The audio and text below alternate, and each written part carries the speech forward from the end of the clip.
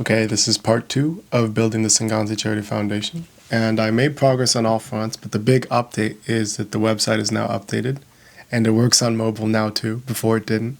I built this using Framer, which was a bit of a mistake. I bought into the marketing, and I thought it would be like a pretty smooth process, but there is a little bit of a learning curve.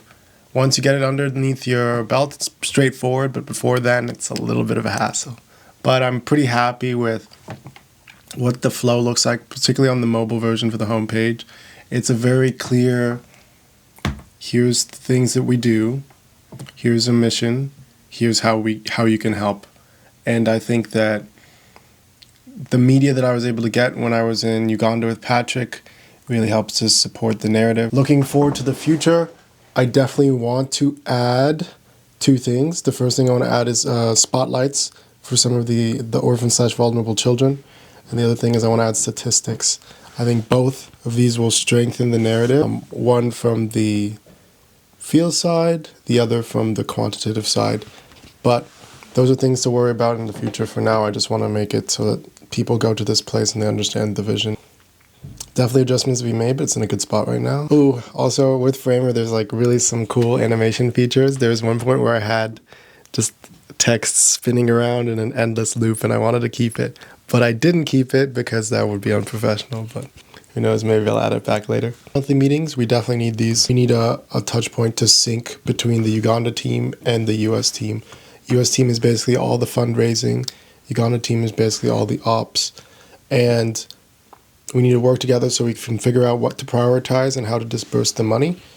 That is unrestricted. I think that's also where we're going to meet and have like our planning and goals for the end of the month, and any open discussion, then assign action items, because we're working asynchronously. Starting, well, I guess today's October 30th, but we'll do one for this month. In the next few days, that will start flowing that out, and it'll be nice and clean and beautiful. Collection. You read part 1. Originally, I thought I was going to have a separate Google form in order to understand and collect information regarding whether it was a restricted fund or an unrestricted fund.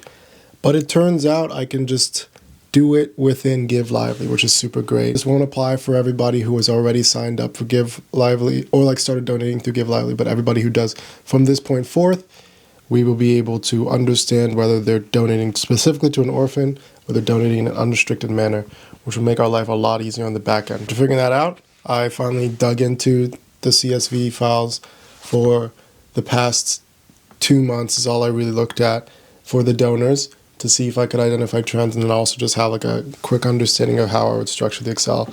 It's kind of interesting. It's just like riding a bike, hopping back in Excel, or in my case this time Google Sheets. So I will leave that for part 3, but have some good initial insights on where to go. And I also need to talk to David, who's the financial manager in Uganda, to get an understanding of the cost side, because the revenue side is pretty clear. I'm using revenue to describe donations coming in, cost to describe disbursement, or not even disbursement, rather deployment of capital.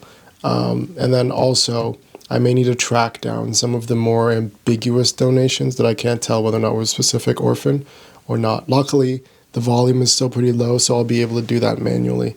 So it's a good thing we're setting this up now. A team of help or advisors. For the U.S. side specifically, on Uganda front, we have like a pretty solid team, which I'm very thankful. It makes our lives a lot easier.